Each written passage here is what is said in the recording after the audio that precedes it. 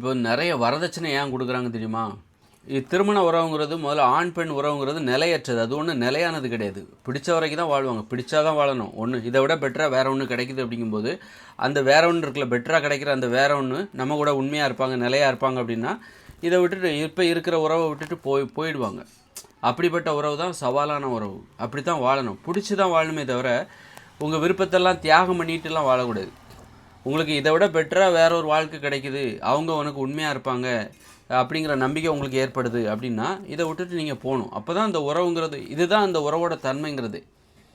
அப்போ ஏன் வரதட்சணை கொடுக்குறாங்க தெரியுமா? அந்த மாதிரிலாம் விட்டுட்டு போயிடாதப்பா, உனக்கு நான் எவ்வளோ வேணாலும் தரேன், பணத்தை ஆசை காட்டி இந்த மாதிரி உனக்கு 100 பவுன் நகை போடுறேன், நீ ஏன் தருணத்துலையும் என் மனைவியை விட்டுட்டு போயிடாத, என் பொண்ணை விட்டுட்டு போயிடாத அப்படின்னு சொல்லிட்டு ஒரு பொண்ணு வீட்டுக்காரங்க என்ன பண்ணுறாங்க, மாப்பிள்ளைக்கு இந்த பணத்தை கொடுக்குறாங்க, ஆடம்பரமாக கல்யாணம் பண்ணுறாங்க. ஏன்னா இந்த உறவு நிலையானதுன்னு, நிலையாக இருக்கணும், ஆயிரங்காலத்து பயிர், நீ பிடிக்கலன்னு சொல்லிட்டு பிரிஞ்சு போயிடாத, வேற ஒருத்தரை பிடிச்சிருக்குன்னு சொல்லிட்டு இதை விட உனக்கு வேற ஒருத்தரை பிடிச்சிருக்கு அப்படின்னு சொல்லிட்டு விட்டுட்டு போயிடாத.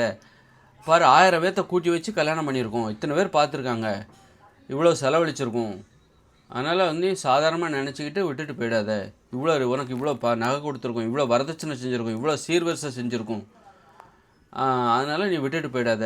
இந்த உறவை நிலையான உறவாக மாற்றுறாங்க. அந்த பாலியல் உறவுகளோட தன்மையே என்னது, அது நிலையான உறவு கிடையாது. யாரும் இருக்கிற வரைக்கும் 1 வருஷம் உங்கள் கூட வாழ்ந்தாங்களா, நம்ம கூட அது வரைக்கும் நீ உண்மையாக இரு.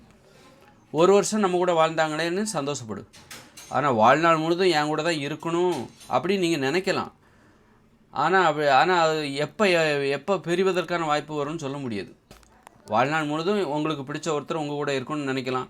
அப்படி நினைக்கிற உங்களுக்கே வேற ஒருத்தர் மேலே இதை விட அதிகமான ஆசை வரும்போது இவங்கள விட்டுட்டு போயிடுவீங்க. அதனால் அப்படிப்பட்ட ஒரு நிச்சயமற்ற உறவு இது. அப்படி இருக்கும். இது நிலையான உறவு, நிரந்தரமான உறவு. ஒரு தடவை கல்யாணம் ஆயிடுச்சுன்னா அவ்வளோதான், தாலி கட்டியாச்சுன்னா அவ்வளோதான், நீ பொண்டாட்டி பிடிக்கலனாலும் சரி அப்படிங்கிற மாதிரி இது ஒரு நிரந்தரமான உறவாக மாற்ற பார்க்குறாங்க. பிரிவு என்பதை ஏற்றுக்கொள்ளாதவர்கள் தான் பிரியவே கூடாது, பிடிக்கலனாலும் நீ வாழ்ந்தாகணும் அப்படின்னு நினைக்கிறவங்க தான் என்ன பண்ணுறாங்க, இந்த வரதட்சணை கொடுக்குறாங்க.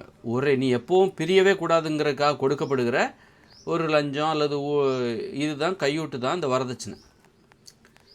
அப்போ பிரிவுன்னு வரும்போது நான் கொடுத்ததெல்லாம் திருப்பி கொடு, பிரியாதன்றாங்க. பிரிவதற்கு அனுமதியே கொடுக்க மாட்டாங்க. சப்போஸ் அதையும் தாண்டி நீ பிடிவாதமாக பிரியறதுக்காக இருக்குது அப்படின்னா அப்போ நான் கொடுத்ததெல்லாம் திருப்பி கொடு. ஏன்னா நீ வந்து இவ கூட என் பொண்ணு கூட வாழ போகிற அப்படிங்கிறதுனால தான் உனக்கு இவ்வளோ வரதட்சணை கொடுத்தேன். இப்போ நீ பிரிய போகிறங்கிற அப்படின்னா என் பணத்தெல்லாம் திருப்பி கொடு, நான் கொடுத்த நகை, நான் கொடுத்த சீர்வரிசை எல்லாத்தையும் திருப்பி கொடு அப்படின்னு அவன் கேட்குறான். அந்த வீட்டுக்காரங்க கேட்டுடுறாங்க. அப்போ என்ன அர்த்தம், நிரந்தரமாக வாழ்கிற வரைக்கும் தான் நான் கொடுத்த பொருள் உனக்கு சொந்தம். நிரந்தரமாக நீ வாழலையா அப்படின்னா நான் கொடுத்த என்னுடைய பொருள் உனக்கு சொந்தம் கிடையாது, திருப்பி கொடுத்துரு அப்படிங்கிற மாதிரி தான் அது. அதனால் வந்து எதனால் வரதட்சணை கொடுக்குறாங்க அப்படின்னா, இந்த உறவு, பாலியல் உறவு, ஆண் பெண் உறவு, கணவன் மனைவி உறவு நிலையானது அப்படின்னு நம்மளை மூளை செலவை செய்வதற்காக இவர்கள் நடத்துகிற முயற்சி. அதற்காக கடினமாக முயற்சி பண்ணுறாங்க. பிரிஞ்சிடவே கூடாதுப்பா, பிடிக்கலன்னு சொல்லிட்டு நீ பிரிஞ்சிடாத, என்ன இருந்தாலும் நீ பிரிஞ்சிடவே கூடாது. அதுக்கு தான் இந்த மாதிரி ஏற்பாடு. பத்திரிக்கை அடிக்கிறது, 1000 பேத்துக்கு பத்திரிக்கை அடிக்கிறது, பிரியாணி போடுறது, எல்லாத்தையும் சாட்சியாக வச்சுக்கிறாங்க. பாருங்கள், இத்தனை பேத்துக்கு தெரிய வச்சாச்சு இவர் கல்யாணம் ஆயிடுச்சு அப்படின்னு, இவர் தான் அப்படின்னு சொல்லிட்டு சாட்சி, அப்புறம் இவ்வளோ வரதட்சணை எல்லாம் கொடுத்து, அதுபோல் ஒரு பெண்ணும் வந்து எது வரதட்சணை கொடுத்தாச்சு அப்படின்னு நம்ம பொருள், இவ்வளோ வரதட்சணை இந்த வீட்டில் இருக்கிற பொருள் அப்படி இருக்கும்போது இவனை விட்டு நம்ம பிரிஞ்சோன்னு வைக்க, நம்ம பொருள்லாம் இங்கே தான் கிடக்கும். நம்ம நகையெல்லாம் அவங்ககிட்ட கொடுத்துருக்கோம், ரொக்கமாக 2 லட்சம் கொடுத்துருக்கோம், 10 லட்சம் கொடுத்துருக்கோம்.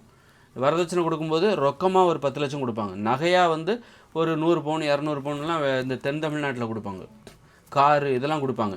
அப்போது ஒரு பொண்ணு கூட பிரிய மாட்டா. ஏன்னா இவ்வளோ பணத்தை நம்ம கொடுத்துருக்கோம், 30 லட்சம் 10 லட்சம் பணத்தை நமக்கு வந்து இந்த இவனுக்காக கல்யாணம் பண்ணுறதுக்காக நம்ம செலவழிச்சிருக்கோம். அப்படிங்கும்போது இவனை விட்டு நம்ம பிரியிறோம், அப்படி பிரிஞ்சு வேற ஒருத்தவங்க கூட போகிறோம் அப்படின்னா அப்போ இவ்வளோ பணம் நம்ம வீணாக தானே போச்சு. இவனுக்காக கொடுத்த பணம், நகையை கூட ஒருவேளை அடை வச்சு சாப்பிட்ருப்பான். அப்போ இதை திருப்பி கேட்டால் தரமாட்டான். அப்போ நம்ம இவ்வளோ பணம் செலவழித்து நமக்கு அவனுக்காக கொடுத்துருக்கோம், வரதட்சணைக்காக கொடுத்துருக்கோம்.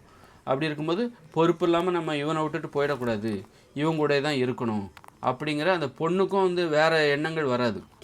வேறு எண்ணங்கள், வேறு விருப்பப்பட்டவங்களோட போய் வாழணும் அப்படிங்கிற இவனோட பெரிய விருப்பப்பட்டவங்க யாராக இருந்தாங்கன்னா அங்கே போகணுங்கிற மனசு வராது. அதுக்காக அந்த மாதிரி பெண்ணையும் வந்து இது நிரந்தரமான உறவாக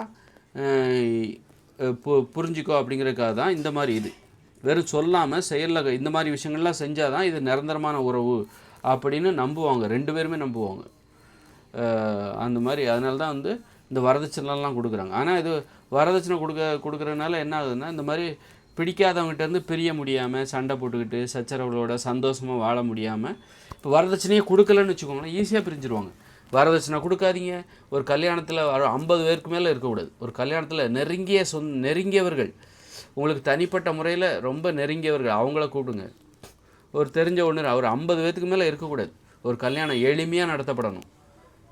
எளிமையாக 50 பேத்துக்கு மேலே ஒரு 20 பேர் தான் இருக்கணும் ஒரு கல்யாணம்.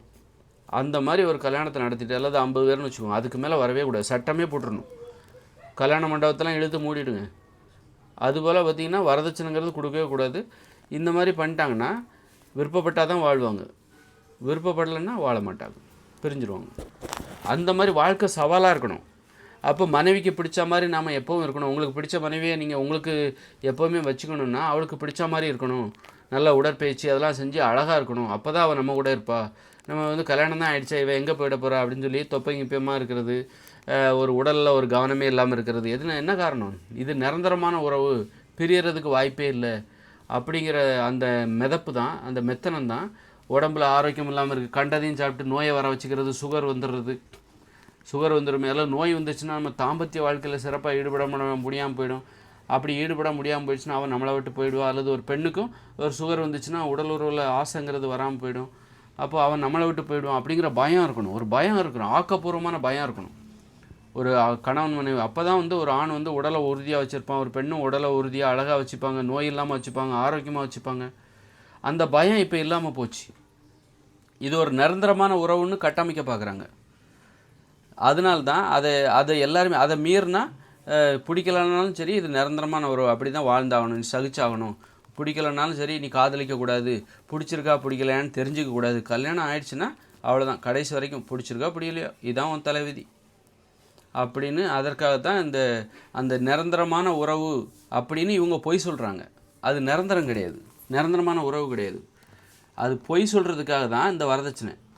இந்த பொய்யை நிலைநாட்டுறதுக்காக தான் இது நிரந்தரமான உறவு, கணவன் மனைவி உறவு என்பது நிரந்தரமானது அப்படின்னு சொல்லிட்டு,